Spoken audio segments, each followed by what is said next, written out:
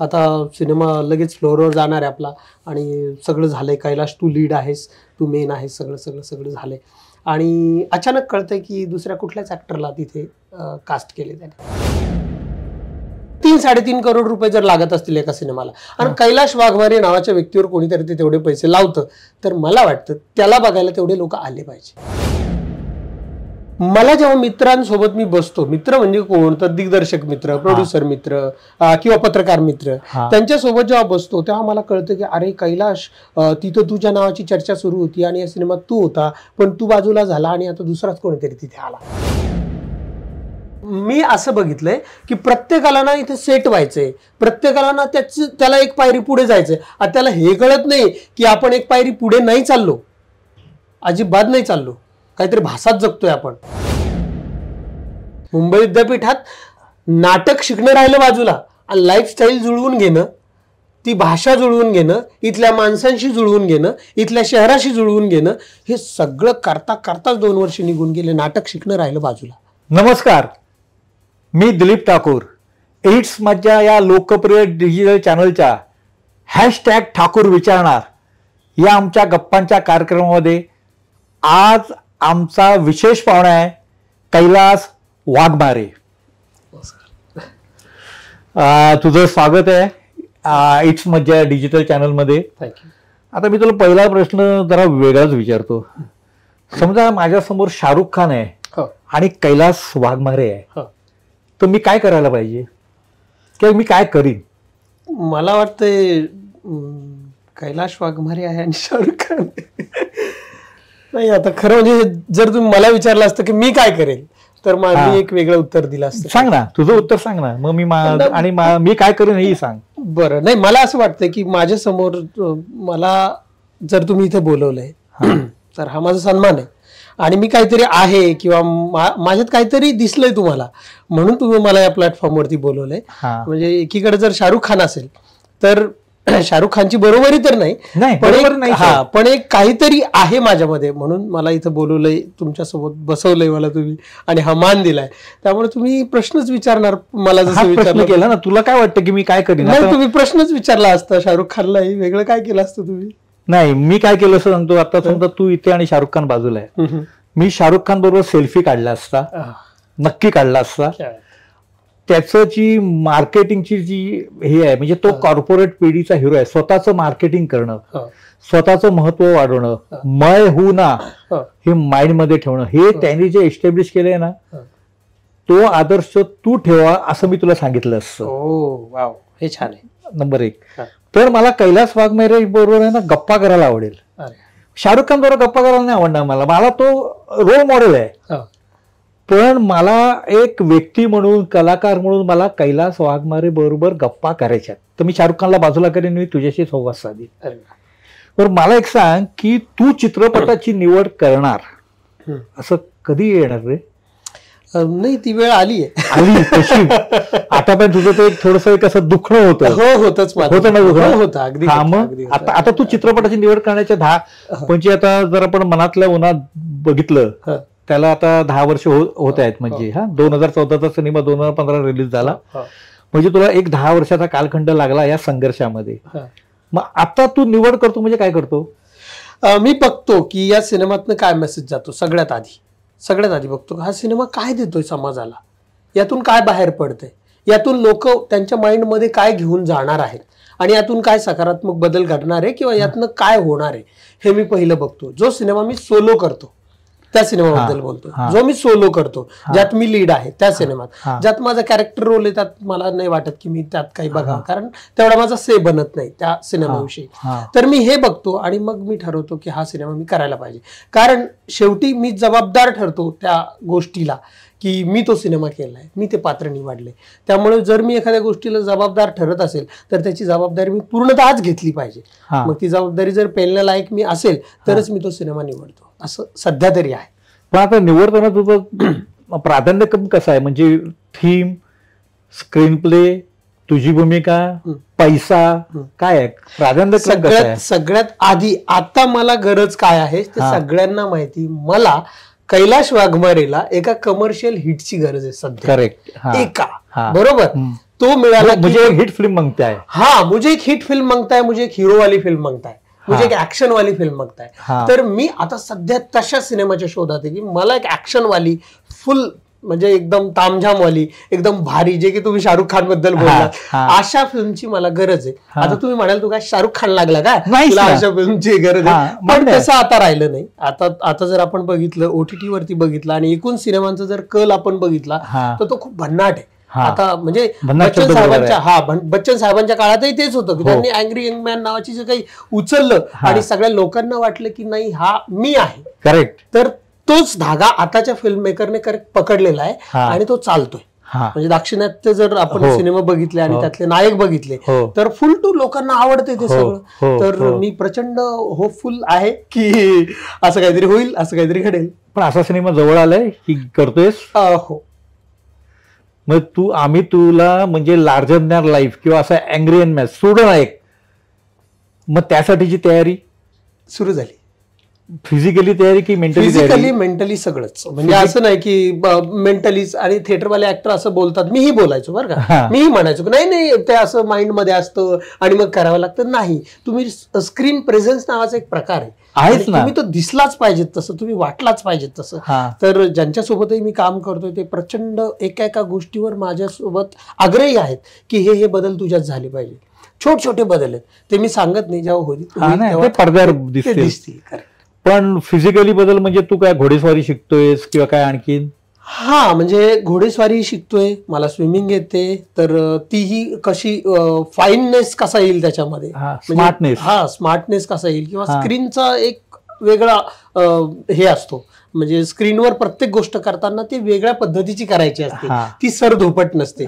तर त्या सगळ्या गोष्टी चालल्यात शिकणं. म्हणजे तुला असं वाटते की आता एक वेळ अशी यावी की कैलास वाघमारे सिनेमात आहे म्हणून लोकांनी तिकीट काढलं पाहिजे? अगदीच काढलं पाहिजे, अगदीच काढलं. आजही काढतात, पण ते प्रमाण तेवढं नाही जो सिनेमा हिट करायला लागतं. सिनेमा हिट होतो, सुपर हिट होतो, आणि मग जे काही करोडोचं आज करोडोमध्ये बरोबर, तर ते करोडोमध्ये जे काही कलेक्शन होतं तर ते व्हायला पाहिजे असं प्रत्येक नटाला वाटतं, तसं मलाही वाटतं आणि ते होणार.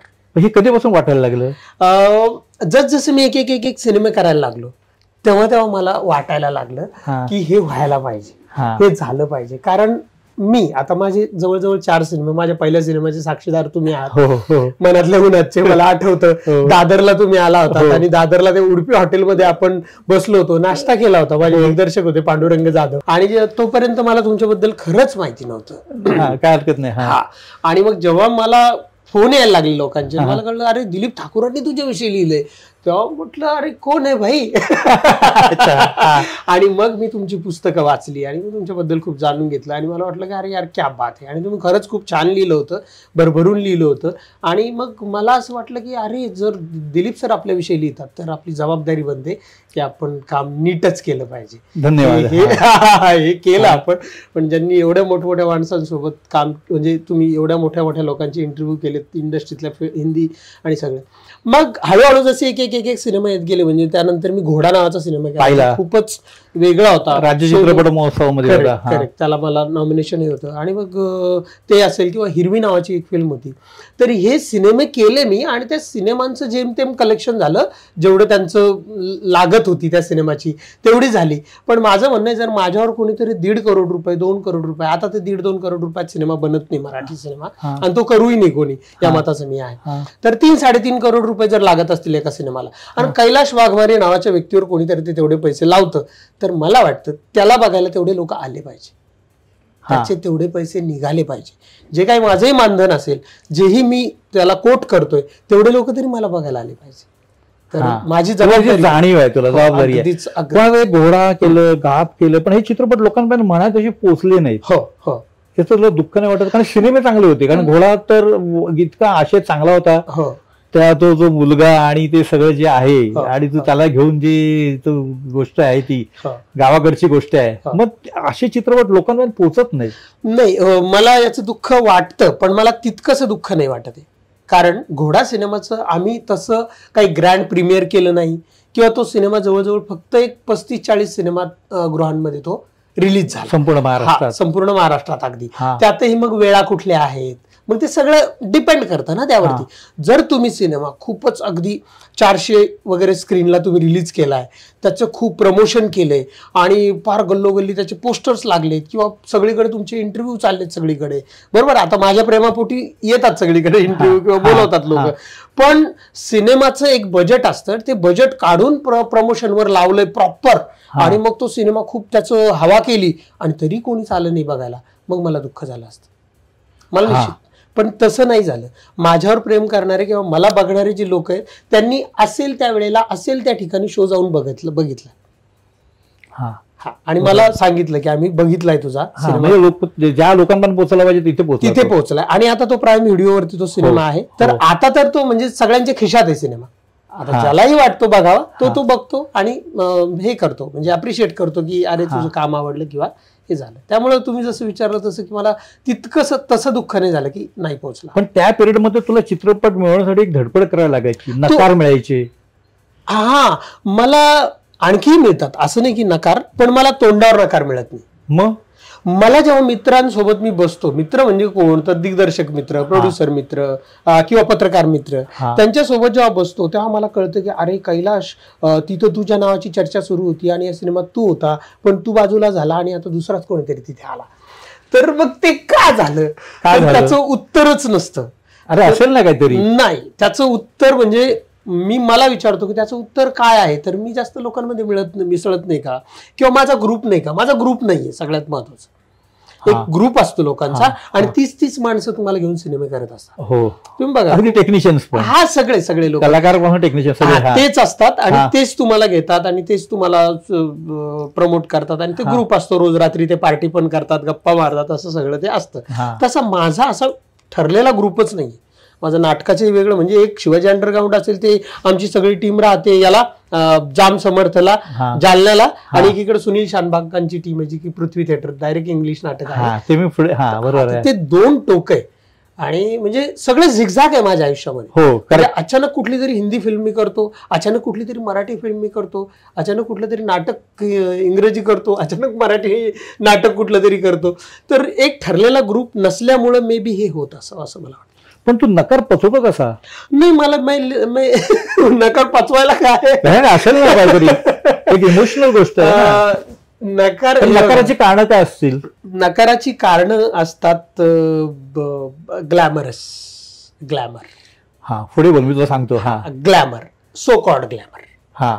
तर की हा हिरो हा फक्त ग्रामीण आहे किंवा हा ग्रामीण दिसतो फक्त किंवा मग याला जमेल का, याला ती भाषा येईल का, तर असे काहीतरी गोष्टी असतात. किंवा हा आपल्या ग्रुपमध्ये सेट होईल का, सगळ्यात महत्वाचं ते असतं.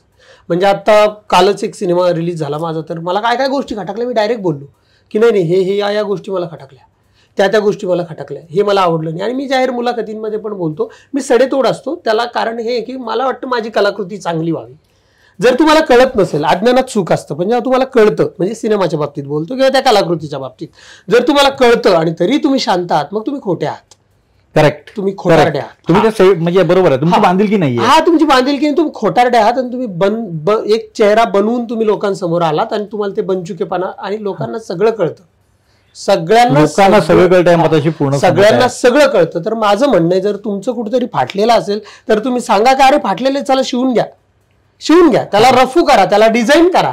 जर डिझाईन केलं ते छान दिसेल, बरोबर, पण तुम्ही फाटलेला असताना दिसतंय तुम्हाला, तुम्ही सांगतच नाही. मग मे बी माझा तो स्वभावही असेल की मी फटकन बोलतो आणि बाकीच्यांना वाटत असेल की आपल्याच सेटअपमध्ये बसेल की नाही, हेही एक कारण असेल. पण तुला घेण्याच्या मागे न घेण्याच्या मागे असं नसेल ना कारण कोणाची फाटत नसेल ना? नाही असं काही नाही. कारण तुझं कसं आहे, नाही मी तुला सांगतो घेतलं, मग त्याच्या मागचं गमक सांगतो. कसं माहितीये ना, तर तू कसा आर्टिस्ट आहे माहिती ना, की तू असा नॉर्मल दिसतो, पण एकदा कॅमेरा लाईट्स लागले, कॅमेरा सुरू झाला की तू त्या भूमिकेमध्ये जातो, व्यक्तिरेखेमध्ये जातो. तू इथे फाटू शकते समोरच्याशी. कारण तू आता तुझ्यामध्ये एक किडा आहे, मी किडा शब्द वापरतो. तुझ्यामध्ये काय किडा आहे तुला मी सांगतो. तू लेखक आहेस, कवी आहेस, अभिनय करतो, तू शॉर्ट फिल्म लिहिल्या, आता सिनेमा पण लिहिल्या, त्याच्यावर येऊ आपण पुढे. पण तुझ्यामध्ये तो किडा आहे जो मगाशी तू सांगितला की तू सूचना करतो, सल्ले देतो, हा किडा त्यांना नको असेल का? मे बी नसेल, हा नको असेल मे बी. कधी कधी काय होतं माहिती का, कधी कधी ते बरोबर पण असतं या अर्थाने, बरं का. नाही पण असं तू अगोदर तर काय म्हणाला की जर एखाद्या कलाकृतीमध्ये एखादं कमी काय असेल तर ते आपण सांगावं हे बरोबर आहे. हो, नाही मी माझ्याच मुद्द्यावर येतो. बरोबर कसं असतो सांगतो. एखादा डिरेक्टर असतो आणि तो खूप प्रोड्युसर मिळवणे ही खूपच मोठी स्किल आहे, बरं का. मी तर म्हणतो की आमचे वामन केंद्रे सरांचे विद्यार्थी आहे, त्यांनी ऍक्टिंगवर त्यांनी खूप शिकवलं. मी कायम बोलत राहतो की सरांनी आम्हाला प्रोड्युसर कसं मिळवायचं हे शिकवायला पाहिजे होतं. एक्झॅक्टली. तर होतं असं की तो जो कोणी डिरेक्टर असतो तर तो पार एडीचोटीचा जोर लावून निर्माता उभा करतो, त्याला धुरवतो की बाबा आता आपल्याला एवढी नांगरणी करायची, मला तू या अवताला झुपवतो तो. तर तो जेव्हा झुंपला जातो तेव्हा कोणीतरी तुम्हाला शिल्लक शहाणपणा शिकवणारं नको असतं. असं वाटतं मी कसं तरी बाबा घेतलंय, ठीक आहे, त्या निर्मात्याला तू फाटकाच पाहिजे ना बाबा, त्याला तुझी चड्डी फाटकीच पाहिजे, मग तू कशाला सांगतोय, असं ते होऊ शकतं. पण त्यांनी सिनेमावर परिणाम होऊ शकतो, अगदीच होतो. पण सर इथे ना मी असं बघितलंय की प्रत्येकाला ना इथे सेट व्हायचंय, प्रत्येकाला ना त्याला एक पायरी पुढे जायचंय. आता त्याला हे कळत नाही की आपण एक पायरी पुढे नाही चाललो, अजिबात नाही चाललो, काहीतरी भासात जगतोय आपण, हे कळत नाही. पुढे जाऊन खड्डा आहे हे कळत नाही. त्यांना असं वाटतं आपल्याला एक पायरी पुढे जायचं. पण पायरी म्हणजे कोणाच्या डोक्यावर चढून जायचं? डोक्यावर चढून नाही जायचं, फक्त मला माझा एक सिनेमा बाहेर आला पाहिजे, माझं काहीतरी बाहेर आलं पाहिजे, मी दिसलो पाहिजे, मी मीडियात आलो पाहिजे, मी चर्चेत असलो पाहिजे. अरे पण हे सिनेमा हे टीमवर्क आहे. सिनेमा हे टीमवर्क आहे, पण फायनली असं वाटतं की मी केलं हे सगळं. पण असं कसा सिनेमा बनेल? कुठलीच कलाकृती नाही बनणार. नाही बनणार ना, सगळ्यांनी मिळूनच बनते ना. हा, मग काय करणार आता. मला सांगायचं मधल्या काळामध्ये, आता बघ, आता तू ग्रामीण भागातून आला, भोकरदन मधलं ते चांदी गाव म्हणजे जालना अशा ठिकाणी आहे भौगोलिक दृष्ट्या, म्हणजे मराठवाड्यात तो ते एका बाजूला येतो आपण, म्हणजे नगरखंड गेल्यानंतर, बरोबर आहे. मग पुढे तू विदर्भाकडे जातो किंवा खाली टोकावरच आहे, बरोबर आहे ना. आता तू जेव्हा आला, तुझ्या भाषेचा एक प्रश्न आला असेल ना, कसे अनुभव आले? नाही, मला भाषेचं खरं सांगू का, मी जालन्यापर्यंत जेव्हा माझं शिक्षण झालं, मी एका छोट्या गावातलं जसं जालन्यात जेव्हा आलो, ते शहर होतं, जिल्हा होता, पण तिथे बोलणारे माझ्यासारखेच आले होते आजूबाजूच्या गावचे सगळे. ठीक आहे, तेव्हा मला काही भाषेचा प्रॉब्लेम नाही आला. मग मी योग महोत्सवांमध्ये जायचो, मग कथाकथन करायचो, काव्य वाचन करायचो, मग बक्षिस यायचे, मग फोटो छापून यायचे पेपरमध्ये, आणि मग गावाला वाटायला लागलं कारण आपल्या गावच्या पोरांनी काहीतरी आपलं नाव मोठे केलं, गावचं नाव, आणि सगळ्यांना वाटायला लागलं की हे काहीतरी भारी झालं. त्यांना जसं वाटायला लागलं तसं मलाही वाटलं की मी काहीतरी जगावेगळं काहीतरी केलंय. पण या सगळ्या दरम्यान मला एक जाणवलं की कोणी माझ्यापेक्षा वेगळं काही करत नाही, सगळेजण त्यांच्या रूटशी जुडलेले आहेत, मातीशी जुडले, ओके, आणि त्याच्यामुळे ते पुढे चाललेत. आणि या दरम्यान माझं जरा, मी MA मराठी पण केलेले, त्यामुळे माझं दलित साहित्य मला अभ्यासाला होतं, ग्रामीण साहित्य मला अभ्यासाला होतं. मग त्यामुळे मला कळलं की त्या बोली भाषेत त्यांनी लिहिलेले, त्यांनी म्हणजे प्रमाण भाषा, बोली भाषा त्यांनी लिहिलेले. त्याच्यामुळे मी कॉन्फिडंट होतो फुल. जेव्हा मुंबई विद्यापीठात आलो आणि मग ते आणि सगळं व्हायला लागलं, आणि पाणी सगळं व्हायला लागलं, मग मला शिकण्यातच 2 वर्ष गेले माझे.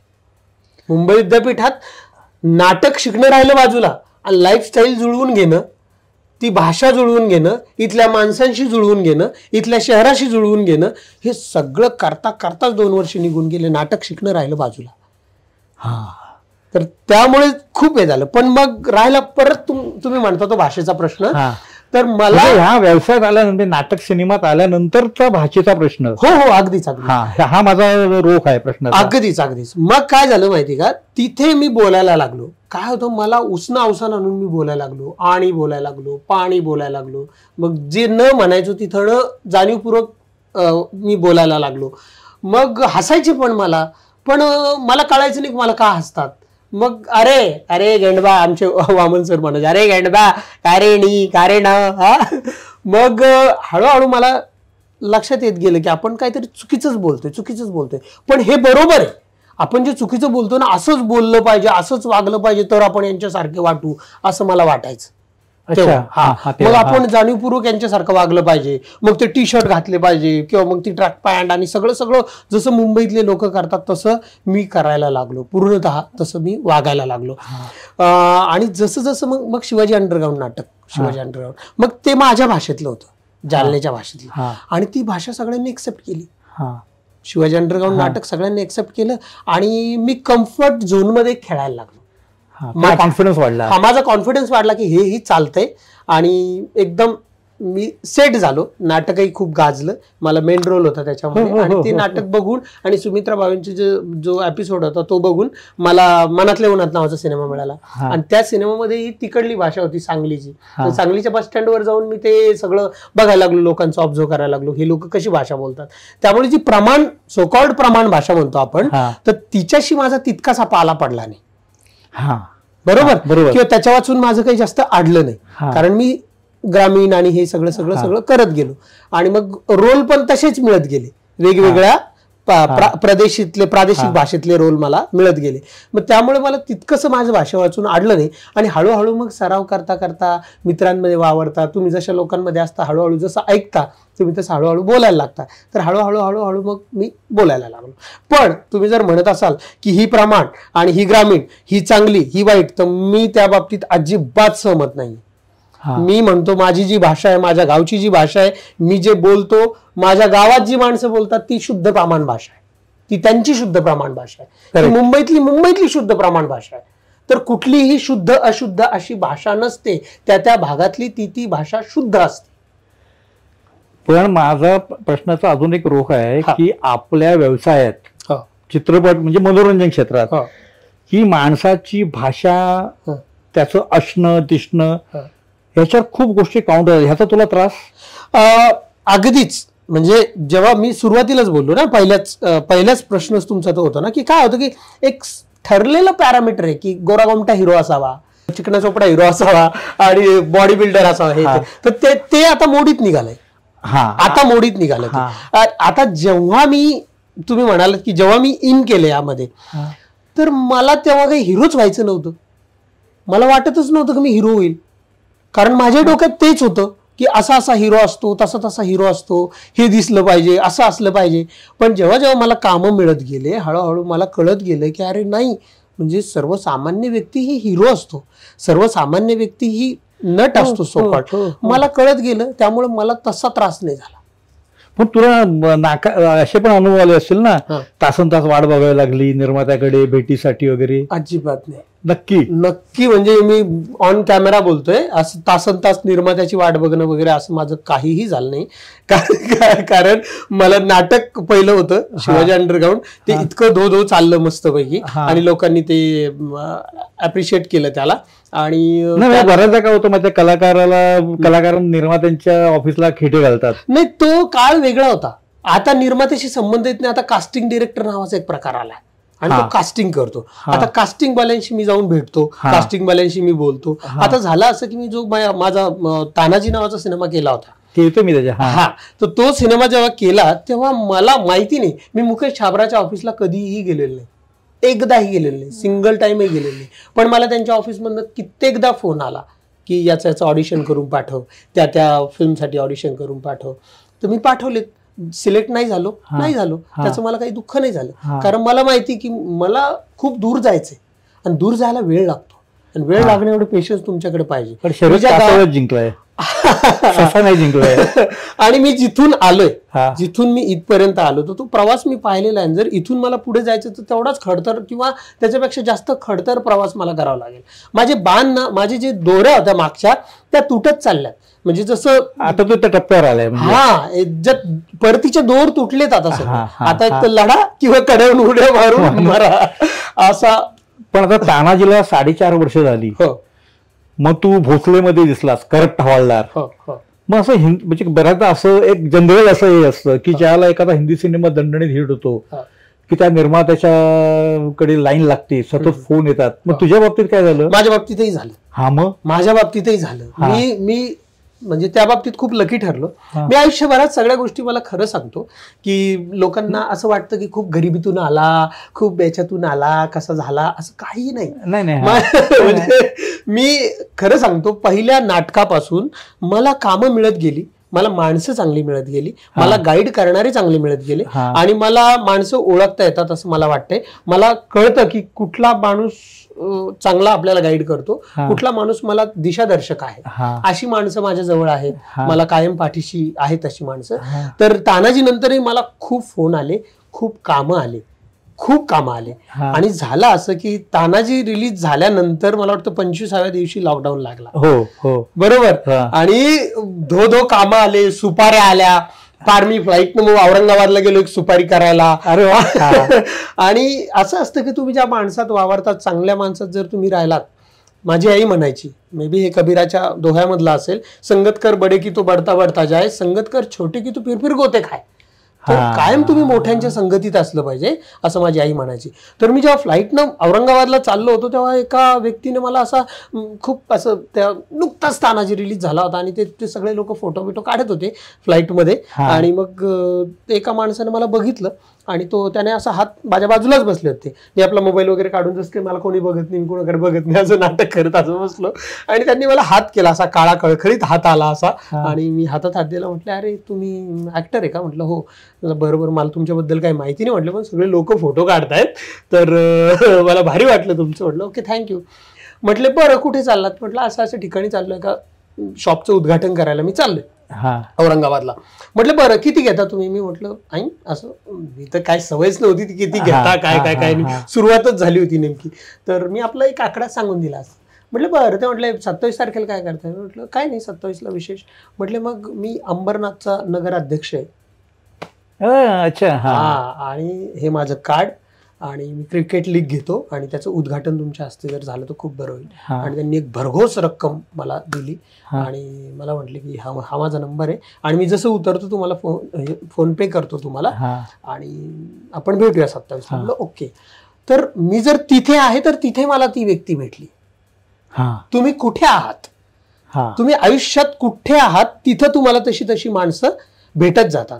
तर मी माझ्या आयुष्यात जसं तुमचा प्रश्न होता की तुला ते काय झालं त्याच्यानंतर याच्यानंतर, तर मला तानाजी नंतर तर मी एका करेक्ट ठिकाणी पोहोचलो होतो आणि मला खूप चांगल्या लोकांचे फोन येत होते, सगळ्या कास्टिंग डिरेक्टरचे कॉल येत होते आणि प्रोजेक्ट लाईनअप होते.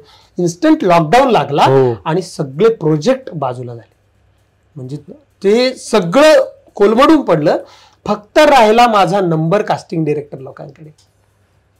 पण लॉकडाऊन नंतर आहे म्हणजे चांगली कामं परत सुरू झाली. पण मध्ये एक बॅड पॅच आला होता, तो जो की सगळ्यांनाच आला. तर त्याला मी काही माझं स्ट्रगल आणि हे ते त्याचा लेबल मला लावू इच्छित नाही, कारण सगळ्यांचाच डाऊनफॉल आला लॉकडाऊनमध्ये. कारण सगळ्यांचीच कामं बंद, इंडस्ट्री बंद, सगळं ठप्प आहे. त्यात मी कोण लागून गेलो म्हणजे माझ्याकडे कामं असायला पाहिजे. पण तेव्हा काम नसताना तू कसा होता म्हणजे त्या काळात? नाही सगळे कसे होते ते मला कळ, पण तू कसा होता? मी अचानक एकदम घरी बसलो ना, खूप हे होतो. म्हणजे झालं असं की मी त्या काळात खूप इंटरव्ह्यू करत होतो. तेव्हा हे लोन खूप आलं होतं की झूम मिटिंग आणि मग याला मार्गदर्शन करा, त्याला मार्गदर्शन करा. खूप काळानंतर कळलं की अरे फोल असतं त्याच्यात काही नाही, खूप वेळ झाला. आपण फक्त त्यातून एक बाहेर निघालं की माझा तो पिरियड चांगला व्यवस्थित गेला. पण सायमल्टेनियसली माझी आई खूपच आजारी होती त्या काळामध्ये, म्हणजे अगदी शेवटच्या ती स्टेपला होती. तेव्हा मी प्रचंड दुविधा मनस्थितीमध्ये होतो, कारण माझ्या आईचं आणि माझं खूपच वेगळं बाउंडिंग होतं आणि ती खूपच आजारी होती आणि मी खूप त्रासात होतो. म्हणजे ते लॉकडाऊनचा त्रास तो वेगळा होता, तो तुम्हाला जाणवलाही नाही, खरं सांगतो मी तुम्हाला. कारण गावाकडे सगळे लोक खेळीमेळीने राहत होते आणि कुणाला काही नव्हतं एवढं विशेष. आणि त्यात माझे इंटरव्ह्यू वगैरे सुरू होते, सगळे असं काही लोक तर सेलिब्रेट करत होते की काय चाललंय हे सगळं, आता माझं पेजचे फॉलोअर्स वाढवा, ते वाढवा. नंतर कळलं की अरे याच्या मागे वेगळ्या स्ट्रॅटेजी होत्या. म्हणजे आपल्या चांगुलपणाचा काही लोकांनी असं फायदा घेतला. ठीक आहे असो, पण ते खूप दुविधा मनस्थितीत होतो लॉकडाऊन मध्ये आणि विचित्र झोन मधून मी जात होतो त्या काळात. पण तुझ्या मुलीमध्ये तुझी आई बातो म्हणजे असं तुझं इमोशनल आहे. मग आता ते बाप म्हणून तू कसा आता वावरतोयस? खरं म्हणजे मी बाप, खरं तर मुलीचा बाप आहे ना, ही खूप अशी जगातली वेगळी गोष्ट आहे. ऍक्च्युली तुझं कसं आहे? नाही, माझं खूपच छान आहे. मी खूप हॅप्पी आहे मुलीला घेऊन. माझी बायकोही तेवढी छान आहे आणि माझी मुलगी खूपच, म्हणजे ती सेम टू सेम माझ्या आईसारखी दिसते. ती सेम दिसते. तिचे कान, तिचे गाल, तिचे डोळे, तिच्या हाताची बोट, सगळं माझ्या आईसारखं आहे. सगळं आईसारखं आहे. आणि मला म्हणजे फक्त एकच गोष्ट होते जे आजही मी मिस करतो माझ्या आईचं. माझ्या आयुष्यात काही घडलं की ते शेअर करायचं मी माझ्या आईला, की आज मी आज हे करायला चाललंय, किंवा आज मला इथून फोन आलाय, किंवा आज काल जसं माझ्या फिल्मचं आज स्क्रीनिंग झालं, एवढे लोक आले त्यांनी मला असं म्हटले. ते बायकोसोबत होतं माझं शेअरिंग, पण जे आईसोबत शेअर करताना जी फिलिंग होती, जे काही वाटायचं, किंवा आईचा जो रिप्लाय यायचा माझ्या, की अरे बाप रे, अरे वा वा, कितीच भारी, वा तू हे केलंस, तर ते मला कुठूनच मिळत नाही. मे बी माझी मुलगी जेव्हा समजदार होईल, बोलायला लागेल, आणि तिला कळेल की अरे वा. आता ती, तुम्ही जर रील बघितली असेल तर ती मी चंदू चॅम्पियनचं गाणं गायला आता, माझी मुलगी म्हटली, हे सिरी प्ले पप्पाचं सॉन्ग. ते जे आनंद असतो की माझ्या बापानं हे केलंय, तसंच माझ्या आईला होतं की अरे माझ्या मुलानं हे केलंय, माझ्या मुलाचा हा सिनेमा आलाय, माझ्या मुलाला दिलीप ठाकूरांनी बोलवलंय. तर हे जे होते, आणि तिला कळायचं, माझ्या आईला सगळ्या गोष्टी कळायच्या, तिच्याकडे तो एक वेगळा सेन्स होता. तर ते मिस झालेले आहेत. आता मला वाटतं ते माझ्या मुलीकडनं. तर तू आता गावामध्ये जातोस, जेव्हा वेळ मिळतो तेव्हा, आता गावचे लोक असे कसे वागतात? कोणीच काहीच वागत नाही. म्हणजे काहीच नाही. म्हणजे काय होतं की एखादी गोष्ट, सुरुवातीचे लॉकडाऊन पर्यंत गावातली लोक माझी प्रचंड हे होती, एक्सायटेड होती मला घेऊन, आणि सगळं होतं. आता त्यांना कळलं की हा ठीक आहे ना, आता झालाच आहे, आता हा म्हणजे एक गोल सेट असतो ना, आता हा त्याच्यात गेलेला आहे, पोहोचला आहे, आता आपला माणूस तिथपर्यंत पोहोचलेला आहे, आता काही नाही. कुतूहल जाऊन कौतुक आलं. म्हणजे कुतूहल होतं आधी, मग कौतुक होतं, आणि आता त्यांना सवयीचं झालं. आता माझा एखादा सिनेमा आला, अरे वा चला चला कैलासचा सिनेमा आला, चला. अगोदर असं होतो, अरे बापरे कैलासचा सिनेमा आला. आता तसं राहिलं नाही, आता सवयीचं झालं गावच्या. पण काय माहिती ना, ग्रामीण भागातून जे कलाकार आले मुंबईमध्ये, म्हणजे आता मी तुला वेगळा प्रश्न करतो की तू मुंबई तत्पूर्वी आलेला करिअर करण्याच्या अगोदर? नाही. मग तू पहिल्यांदा मुंबई बघितली, तू करिअरसाठी आलास तेव्हा? नाही, मी करिअरसाठी आलो नाही. मी इथे करिअरसाठीही आलो नाही. मग मी शिकायला आलो. मी मुंबई विद्यापीठात जो आलो, तो मी अकॅडमी ऑफ थिएटर आर्ट्स मध्ये मी आलो. त्याच्या मागची गोष्ट अशी की मी तिकडे MA मराठी केलं, आणि मला व्हायचं होतं प्राध्यापक, मला ऍक्टर व्हायचं नव्हतं. अच्छा, असे बऱ्याच जणांच्या स्टोरी. मला व्हायचं, जास्त सक्सेसफुल होतात हे तुला सांगतो. नाही, पण मी कॉलेजला खूप नाटकं करायचो, एकांकिका लिहायचो, सगळं करायचो, पण वाटतच नव्हतं की आपण ऍक्टर होऊ, असं वाटत नव्हतं. कारण सो कॉल्ड इमेज डोक्यात होती माझ्याही, जसं तुम्ही म्हणाला तसं. आणि मग इथं आल्यावर हळूहळू कळायला लागलं. माझ्या क्लासमध्ये एक मुलगा होता, माझ्यासारखाच दिसायचा, माझ्यासारख्याच छोट्या गावातून आला होता, आणि तो असा छाती ठोकपणे सांगायचं की मला ऍक्टर व्हायचं. मग त्याने जिम बिम लावली, तो केळी बिळी खायचा, ऍपल खायचा, काय फ्रुट्स आणायचा, पपई बिपई सगळे खायचा. अच्छा, अशा तऱ्हेने तयार होत होता. हो, आणि तो ऍक्टर म्हणून तयार होत होता, आणि आमचे मेसचे वांदे होते. आणि मग काय, त्याच्याकडे बघून मग मी एक नाटक डिरेक्ट केलं होतं अकॅडमीला असताना, त्याला त्या नाटकात घेतलं होतं. मग मला लक्षात आलं, चला मी डिरेक्ट पण करतोय नाटक, मी लिहितो, मी गाणं म्हणतो. वामन सरांच्या सगळ्या नाटकांमध्ये मी ऍज अ सिंगर म्हणून होतो, वेदपश्यमध्ये असेल, झुलवामध्ये असेल, सगळ्या. मी का नाही होऊ शकत ऍक्टर, असं मला एक स्वतःलाच पडला प्रश्न, आणि त्यातून माझ्यातला ऍक्टर जन्माला आला. मग मला वाटलं जर हा होऊ शकतो, मी नक्कीच होऊ शकतो. आणि मग मी स्वतःला थोडं पुशअप केलं, आणि मग हळूहळू सुरू झालं माझं. नाही, माझा एक कसं माहिती ना की तू चांदई गाव, त्या जगण्याचा वेग, तिकडची संस्कृती, तिकडचं राहणीमान, तिकडचं नातेसंबंध, आणि मुंबई सारखं शहर, इथे लोकांना वेळच नाहीये. बाजूला म्हणजे बसमध्ये बाजूला कोण बसलाय, ट्रेनमध्ये दिसलं बाजूला कोण बसलाय. मग ह्या सगळ्या वातावरणाची तू जुळून घेताना दम लागला की कसं काय झालं? खरं सांगू का सर, काय होतं व्हायचं, मला माझ्या आयुष्यात एक खूप चांगली गोष्ट घडलेली आहे. माझी जी बायको आहे मीनाक्षी, ती आणि मी होतो बॅचमेट. अच्छा. म्हणजे आम्ही तिकडे नाटकात काम करायचो जालन्याला, आणि मुंबईत आल्यानंतर मुंबई विद्यापीठात आम्ही दोघं जण सोबत होतो. त्यामुळे प्रत्येक गोष्ट आम्ही शेअर करायचो एकमेकांना, इथली जी की तिकडे कोणालाही कळत नव्हतं, की हे जगच कोणाला माहिती नव्हतं. आताही सांगितलं तर काही कोणाला कळत नाही की हे काय आहे. बरोबर. तर ते मीनाक्षी आणि मी सोबत होतो आणि मग बोलायचो, प्रत्येक गोष्ट शेअर करायचो. मग त्यामुळे काय होतं, तुम्हाला जर बोलायला व्यक्ती असेल, शेअर करायला माणूस असेल, तर तुमचं अख्खं अर्ध दुखणं तिथेच संपून जातं. तर ते माझं अर्ध दुखणं तिथे संपलं. आणि दुसरी गोष्ट, आत्ताही म्हणजे जरी माझी आई गेलेली असली तरी आत्ताही रोज जवळजवळ 1 तासभर मी माझ्या भावाशी बोलतो, जो की गावात असतो. त्यानं छान डाळिंबाची बाग आहे, त्याची गावी शेती आहे, गायी आहे, म्हशी आहे, कोंबड्या आहे, सगळं आहे. तर आज कोंबड्यांनी किती अंडे दिले इथपासून पाहिजे ना, ते गाईचं दूध पासून ते सगळं, म्हणजे काय म्हणू ते आपण, गुरं तिकडल्या शेतात आहे आज की इकडल्या शेतात आहे, मग त्या शेतात कोण गेलं, या शेतात कोण आहे, घरी कोण आहे, कुत्र्यांना भाकरी टाकल्यात का, इथपासून ते सगळं शेअरिंग होतं रोज. त्यामुळे मी देहाने मुंबईत असतो, कामासाठी मुंबईत असतो, मनानं पूर्णतः मी आजही गावी असतो. ती तुझी ताकद आहे. त्यामुळे ती माझी स्ट्रेंथ आहे, अगदी स्ट्रेंथ आहे. बरोबर आहे ना? हो, अगदीच. इकडच्या ह्या भूलभुलैयामध्ये, कलरफुल शहरामध्ये मला काही फरकच पडत नाही. मी त्याच्यात अडकतच नाही की म्हणजे कोणी 2 BHK घेतला का, किंवा ट्रॅफिक मध्ये अडकलो काय, मला त्याचा काही फरकच पडत नाही. मला असं कळतं की आता माझ्याकडे 1-1.5 तास आहे, मी सरळ भावाला फोन लावतो, मग तो साऱ्या गावाचं सांगतो काय काय काय. सेम माझी आई करायची. म्हणजे मी पहिल्यांदा जेव्हा फ्लाईटमध्ये बसलो तेव्हा मी माझ्या आईला कॉल केला होता, तेव्हा ती सरकी निंदत होती कापूस. तर मग माझं ते सगळं गेलं, मी डायरेक्ट शेतात गेलो मनाने. म्हणजे मी एअरपोर्टवर जरी बसलेलो असलो तरी मला दिसत होतं की माझी आई उन्हात निंदते तिथे. त्यामुळे ते मला काही फरक नव्हता पडत की हे काय तामझाम आहे त्याचा. पहिल्यांदा विमानात बसायचं तांदळीच्या वेळेला की नाही, शिवाजी अंडरग्राऊंडचा नाटकाचा माझा प्रयोग होता आणि मी एक शूट करत होतो फिल्म सिटीमध्ये. त्यांना मीच पाहिजे होतं ऍक्टर म्हणून, त्या ऍडवाल्यांना. त्यांना म्हटलं माझा नाटकाचा प्रयोग आहे 4 वाजता औरंगाबादला, मी नाही करू शकत. ते म्हटले नाही सर, हम आपको 1 बजे छोड़ देंगे यहाँ से, आपका 3 का फ्लाइट पकडो, आप 4 बजे पोहोच जाओ. आणि त्यांनी माझं तिकीट केलं. म्हणजे मी आतापर्यंत जेव्हा, म्हणजे मी आता ते नाटक करतो सरांसोबत, भारतभर फिरतो, एकदाच मी तिकीट काढलेले सर आतापर्यंत विमानाचं. मी म्हणजे शेकडो वेळाच बसलो असेल, एकदाच काढलेले. तर ते आहे छान की काहीतरी आहे छान गोष्ट घेऊन आली इथपर्यंत.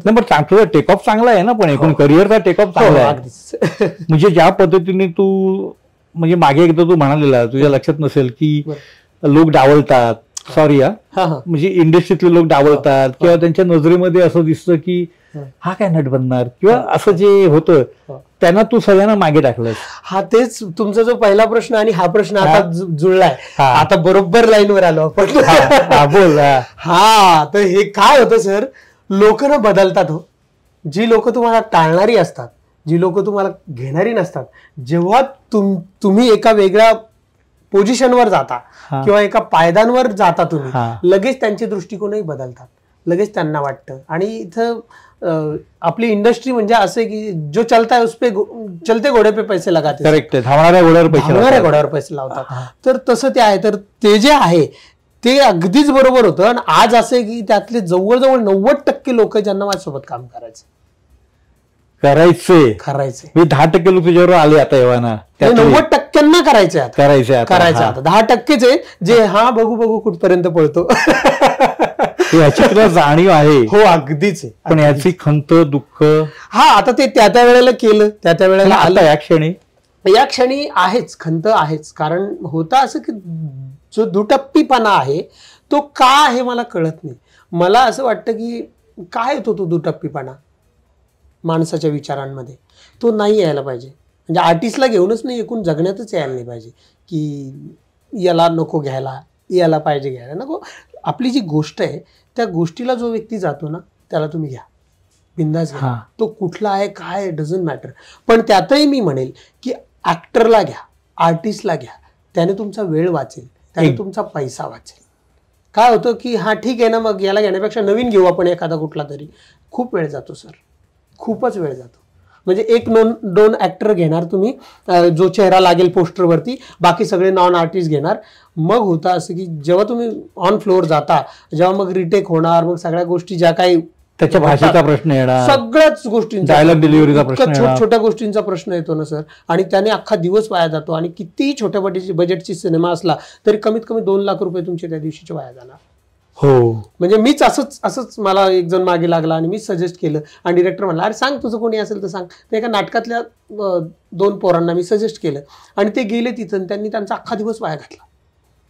त्यांना नाटकात तालीम करून करून त्यांनी ते केलं होतं, पण तिथे कॅमेरा नाही आलं. त्यांना ते कळलंच नाही की ते कसं करायचं आणि ते त्यांचा दिवस वाया गेला. म्हणजे आजचे खूप छोट्या बजेटची सिनेमा होता, खूप छोट्या, म्हणजे 2 दिवसाचे त्यांचे पहिल्या दिवशीचे 2 लाख गेले आणि दुसऱ्या दिवशीचे 2 लाख, म्हणजे 4 लाखाला त्यांना फटका. 4 काय 2च म्हणूयात आपण तसा. पण का, तर तो नॉन आर्टिस्टमुळे होतो. त्यामुळे तुम्ही चांगला आर्टिस्ट घ्या, जो रोलला जातो तो घ्या आणि सिनेमालाही न्याय द्या, आर्टिस्टलाही न्याय द्या. पण जे 90% लोकांना वाटतं आता की तू दिसायला लागला त्यांना, त्याचं तुला आता म्हणजे जिरवली की आनंद? नाही, अजिबात नाही. जिरवली वगैरे असं नाही. हे खूप काय म्हणून हे ना खूप हे जे होतं ना, मी त्यांची जिरवली वगैरे आहे असे लोक आहेत. नाही मला आहेत असे लोक. हो आहेत असे, अगदीच. हो अगदीच आहे. पण ती मी नाही जिरवली, ती वेळेने, काळाने, परिस्थितीने त्या सगळ्या गोष्टींना वाटलं असेल की त्यांना त्यांची जे काय असेल जागा म्हणूयात आपण ती, आणि चांगले देर आहे दुरुस्त आहे.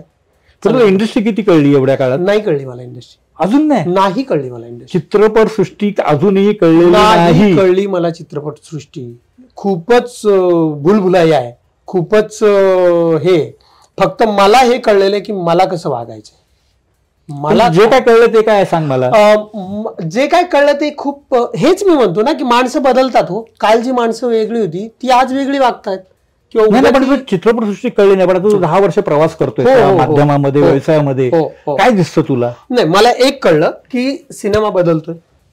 हा सिनेमा बदलतोय, हा ठीक आहे, मला मान्य आहे, सिनेमा बदलतोय सगळेच बोलतात. हो, हा, मी चित्रपट सृष्टीतलं वागणं, व्यवहार, नातेसंबंध, बोलणं, खूपच टाळणं, नाही, खूप हे येते. काय म्हणजे एक व्यक्तीने मला बोलवलं, म्हणजे आता इथं जी बसलोय आपण याच ऑफिसमध्ये, त्यांचं ऑफिस आहे, याच बिल्डिंगमध्ये ऑफिस एका व्यक्तीचं.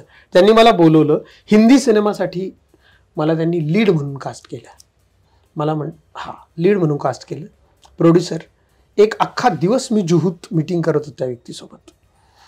दिवसभर मीटिंग केली. ते मला म्हणाले की तो व्यक्ती डिरेक्टर पण आहे आणि तो प्रोड्युसर पण आहे. ते मला म्हणाले की कैलाश, आप एक काम करो, आप मराठी से हो तो आप मराठी का कोई डायरेक्टर बताओ मुझे जो बढ़िया है, तो उसको लेके करेंगे आपण आज तसं. म्हटलं ओके. आणि मी त्या व्यक्तीची प्रोफाईल बघितली, प्रोफाईल चांगलं, सगळं चांगलं. मी माझ्या ओळखीतल्या मोठ्या व्यक्तीला, म्हणजे मी नाव सांगतो तुम्हाला, उमेश कुलकर्णींना कॉल केला. अच्छा. हा. आणि उमेश कुलकर्णींना त्यांच्याशी हे करून दिलं. आता आपल्याला माहिती ना कोण चांगलं काम करतं इथे, आणि हिंदी सिनेमा आहे आणि करतो, तर दिलं. मग ऍक्ट्रेस चांगली तगडी ऍक्ट्रेस दिली. तिचं नाव सांगणार नाही, नको, नाही, हरकत नाही. काय होतं मग बाकीच्यांना अन्याय होतो, आम्ही नाहीये का बाबा चांगली ऍक्ट्रेस. नाही, ठीक आहे. तर असं तर दिलं. तर त्यात माझाही स्वार्थ असं होतं की या व्यक्तीसोबत आपलंही काम असावं, हा माझा शुद्ध स्वार्थ होता. तर सगळं केलं. त्या व्यक्तीने त्यांच्याशी बोलले. 8, 10, 15 दिवस सगळं चाललं. आणि सगळं बरं, प्रोड्युसर जे आहेत, जे मेन जो फायनान्सर म्हणतो आपण, फायनान्सर माझ्या ओळखीचा, माझ्या जवळचा माणूस, एकदम जवळचा माणूस. आणि हे सगळं झालं सर. 15 दिवस सगळं चाललं, सगळं. मग काही लोकांनी होकार दिला, काहींनी नकार दिला, कामानिमित्त किंवा स्क्रिप्टला घेऊन, किंवा प्रत्येकाचा असतं ना, एक असतो प्रत्येकाचा. ते सगळं झालं सर. 15 दिवसानंतर त्या माणसानं फोन स्विच ऑफ केला सर. आणि त्याला मी कास्टिंग डिरेक्टर पण दिला. माझा कास्टिंग डिरेक्टर असतो ना आपला ओळखीचा, ज्यांना आपल्याला कामं दिलेले, तर एक वेळ येते का आपणही याला काम दिलं पाहिजे. करेक्ट, बरोबर. तर एका अशा व्यक्तीला मी दिलं की ज्याने मला मोठा ब्रेक दिला होता आयुष्यामध्ये, आणि ते आपण विसरायला नाही पाहिजे. तर म्हटलं अरे सुरुवात झाली ही, की आपणही आता आपल्या माणसांना कामं दिली पाहिजे. दिलं मी. 15 दिवसानंतर त्या व्यक्तीने त्याचा फोन बंद करून ठेवला सर. मी एवढे मेसेज केले, त्याने एकही मेसेजचा मला रिप्लाय दिला नाही. मला कळलं नाही की नेमकं चुकलं काय, झालं काय, काहीच नाही. मी सगळी एवढी माणसं दिली, फळी उभी केली, आणि सगळी A लेवलची फळी सर. म्हणून मी तुम्हाला पहिलं नाव सांगितलं. काय झालं मला कळलंच नाही. नंतर मला कास्टिंग डायरेक्टरचा कॉल आला 1 महिन्यानं. म्हटले सर वो क्या हो गया अपना, वो फिल्म का असतं. अरे म्हटलं पता नहीं, मैं तो मेरे फिल्म के दूसरे फिल्म के शूट में हूँ, तो आपको कोई कॉल वगैरह. म्हणजे नाही सर, मुझे भी कॉल नहीं आया ऐसा. तर म्हटलं बरं. मग माझं शूट संपलं आणि मी त्यांना कॉल केला कास्टिंग डायरेक्टरला, म्हणलं अरे कुछ हुआ आपका सर आगे, म्हणलं हाँ मुझे बुलाया कल उन्होंने. मग म्हटलं ओके. ते गेले, मीटिंग झाली. मग मी आवर्जून त्याला कॉल केला रात्री, अरे म्हणलं मेरे से बात ही नहीं हो रही भाई बंदे की, क्या होगा. तर मग ते म्हटले सर मिलने आ जाओ ना मुझे. मी अंधेरीला भेटायला आलो कास्टिंग डायरेक्टरला. भेटलो, म्हटले सर सॉरी एक बात बोलूँ क्या आपको. क्या. वो मुझे लीड के लिए किसी और को कास्ट करने के लिए बोल रहे. हा एक टचिंग अनुभव. हा म्हणजे तुला घेऊन एवढं सगळं केलं. मला घेऊन सगळं केलं, माझा कास्टिंग डायरेक्टर, सगळं माझं. आणि तो व्यक्ती म्हणतो की, मी म्हटलं काय. म्हटलं हो. ते म्हटलं की दुसरा ॲक्टर शोधा लीडसाठी, जरा कोणी बघा ना आणखी कोणी आहे का. तर मी त्यांना स्पष्ट नकार दिला म्हटले, कारण त्यांनी मला काम दिलंय, मी कास्टिंग. ते म्हटले सर सॉरी, अगर आपको लीड चेंज करना है तो मैं भी ये फिल्म नहीं करूँगा, आप हम साथ में नहीं काम कर सकते. तर त्याने पण ती फिल्म सोडली. आणि पुढे मग आमचं बोलून मी त्या व्यक्तीला नंतर काही फोनही करणं बंद केला, मेसेजही कधी केलाच नाही, त्यांचाही आला नाही. आणि एक दिवस मी इथेच इंटरव्ह्यूला येत होता, आपल्या इथेच एका सिनेमाच्या निमित्ताने, आणि लिफ्टमध्ये तेच व्यक्ती मला भेटले. चांगलं आहे. हो म्हणजे काय, तुम्ही इथेच आहात, तुम्ही कुठे जाणार आहे. मग त्या व्यक्तीने तुला कसं हे केलं, रिॲक्ट केलं. अरे अरे अरे कैसे हो आप. मग म्हटलं अरे सर मी तर उपासना बोललो. मग मैं तो बढ़िया हूँ सर, आप कैसे हो. मग त्या आणि त्या फिल्मचं काय झालं, मी विचारलं नाही त्यांना, क्या सर क्या हुआ, आपने तो मैसेज का रिप्लाई भी नहीं दिया, आपने तो कॉल का रिप्लाई भी नहीं दिया. अरे हाँ कैलाश कुछ बातें हुई, आप जरा आ जाओ ना ऊपर, ऑफिस में बात करते. म्हणलं ओके ओके मिळते. मी गेलो नाही. तुला असे बरेच अनुभव आले असेल. मग कशी इंडस्ट्री कळणार आहे सर आपल्याला.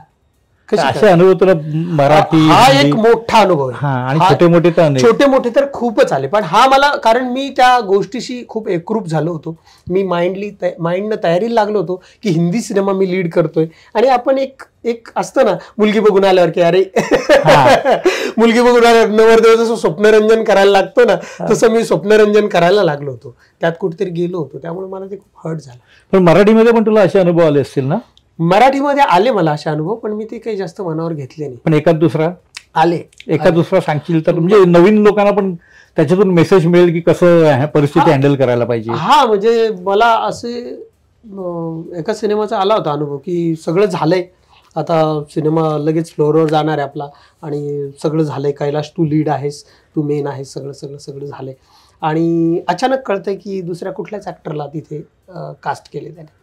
आणि मग जेव्हा मी कॉल करून विचारतो की ही मला का नाही घेतलं, नाही सर तो प्रोड्युसरचा कॉल होता आणि त्यांना हा व्यक्ती पाहिजे होता. प्रोड्युसरचा होता की हिरोईनचा होता. प्रोड्युसरचा सांगितला. असू शकतं हिरोईनचा. नाही, मला तरी जेवढ्याही सिनेमाला आता मी आता एक फिल्म केली मी, कुठली फिल्म नाही करतोय मी आता, एक फिल्म करतोय, तेव्हा मला डिरेक्टरने विचारलं की सर सुचवा तुम्ही हिरोईन कुठली. तर सुचवलं मी हिरोईन, त्या 2-3 नावं सुचवले. म्हटलं तुम्ही बोलून घ्या, सांगा कैलाशने सजेस्ट केलंय पण तुम्ही बोलून घ्या. त्यामुळे आतापर्यंत मला जरी जे लोक अप्रोच झालेत किंवा काय, तर आधी मला कास्ट झालेलं आहे. त्यामुळे असं नाही की आधी हिरोईन पण कास्ट झाली आतापर्यंत तरी, की मग ती तुला माहित नसेल तर असं पण होऊ शकतं. अगदीच होऊ शकतं. काय होतं ना की दुसरा कुठला तरी व्यक्ती इन होतो आणि मग पहिला आउट होतो, तर चालतंय. बरोबर. आता एक शेवटचा प्रश्न करतो.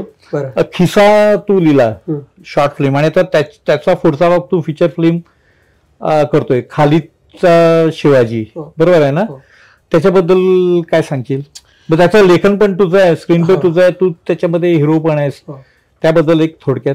हा म्हणजे हिरो नाहीये मी, ती पण छोट्या मुलाची गोष्ट आहे. तर माझा एक चांगला रोल आहे, कॅरेक्टर रोल आहे. राज मोरे ज्यांनी खिसा डिरेक्ट केली होती, ते एक दिवस मला म्हणाले की मी एक कथा लिहिली होती छोटीशी, तर ते मला म्हणाले अरे हा सिनेमा होऊ शकतो याचा उत्तम. मी म्हटलं अजिबात नाही होऊ शकत सिनेमा, ही छोटी गोष्ट आहे, याची शॉर्ट फिल्म होऊ शकते. ते म्हटले नाही याचा सिनेमा करू. मी म्हटलं हे बघा, यातलं जे म्हणणं आहे ते आमच्या शिवाजी अंडरग्राउंड इन भीमनगर मोहल्ला नाटकातलं म्हणणं आहे, आणि ते त्या नाटकात झालंय सांगून सगळं. ही फक्त एका मुलाची, इनोसंट मुलाची गोष्ट म्हणून मी ही गोष्ट लिहिली.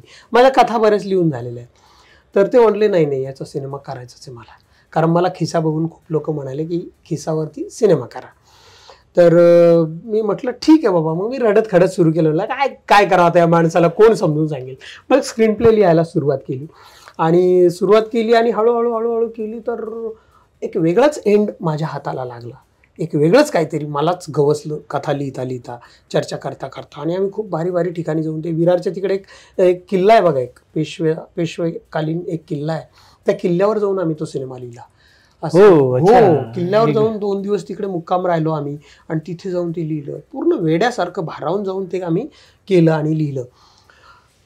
हा सिनेमा जो आहे तो एका छोट्या मुलाची गोष्ट आहे आणि त्याला कळालेले छत्रपती शिवाजी महाराज आहे, त्याला उमगलेले छत्रपती शिवाजी महाराज. जर जेव्हा आपला सिनेमा बघतो तेव्हा ते त्याला उमगले की बघणाऱ्यांना उमगले, हा त्यातला प्रश्न आहे. दुसरी गोष्ट, हा मुलगा वावरतोय सगळ्या सिनेमावर, पण इथली सामाजिक, इथली राजकीय परिस्थिती वेगवेगळ्या अर्थानं उसवत जाते डायरेक्ट. आणि आपण उघडे पडत जातो हळूहळू की अरे हे क्या हो रहा है भाई. तर काय नाही, समाजाला दाखवलेला एक छोटासा तो आरसा आहे, ज्याला ज्याचं त्याचं प्रतिबिंब ज्यानं त्यानं त्यात बघायचंय. आम्ही आमचा पूर्ण प्रयत्न केलेला आहे. खालिद का शिवाजी नाव आहे सिनेमाचं, आणि छोट्या मुलाची इनोसंट गोष्ट आहे ती. आणि मला आपल्या सिनेमाची ताकद आहे, इनोसंटपणा. आणि मला छान वाटतं की आपण लिहिलेला, म्हणजे खूप मोठमोठे लेखक आहेत ज्यांना वाटतं की आपल्या कथेवरती, आपल्या कलाकृतीवरती सिनेमा व्हावा, आणि माझ्या तुझा होतोय, तर आनंद आहे. आता आपण रॅपिड फायर घेऊया. बरं, हा ओके, ठीक आहे का? खूप भरकटलो का आपण? नाही ना, नाही ना. तर कैलास, आता आपण ना रॅपिड फायर घेऊया. बरं. जालना की मुंबई? दोन्हीशी तू आता, म्हणजे मुंबईशी आता तू हे झालास, मिसळलास, मुंबईच्या संस्कृतीची मिसळलास, वेगाशी मिसळलास. होतं असं की गावी गेलो की गाव तर आवडतच, पण 2, 4, 5 दिवस झाले की असं वाटतं नाही आता आपण मुंबईत जा. अरे म्हणजे आता मुंबईकडे चाललास. बरं, ग्रामीण भागातील वडाप जो भिरकीट मध्ये तू चालवलास, बरोबर आहे ना, की आमच्या मुंबईतील रिक्षा? नाही, वडापच, रिक्षा नाही. नाही, मुंबई हे वडापच. आणि तुम्हाला एक आठवण सांगतो यातली, चालेल ना? हो चालेल ना. अरे मी टपावर बसून प्रवास केलाय सर. काळी पिवळी म्हणतात आमच्याकडे. अच्छा, हा, आमच्याकडे म्हणतात काळी पिवळी. आणि मी राजूर नावाचं गाव आहे, राजूर गणपती आमच्या जवळ. तर त्या टपावर बसायचो, कारण जागाच नसायची बसायला, आणि कोणी माणसं लटकायची इकडे तिकडे. मी वरती बसायचो टपावरती, आणि त्या 5 किलोमीटरचा तो प्रवास करायचो. कधी कधी जालन्याला जायलाही मी तो 30 किलोमीटरचा प्रवास त्या टपावर बसून करायचो, वरती जिथं ओझं ठेवायचं.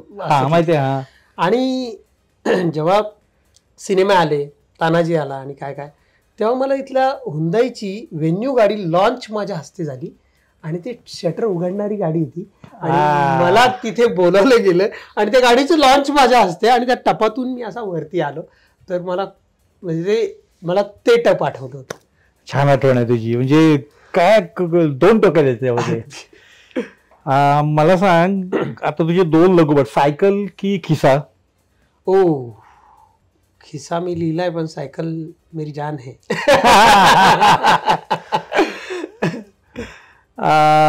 आता तानाजीचा रोल की भोसले?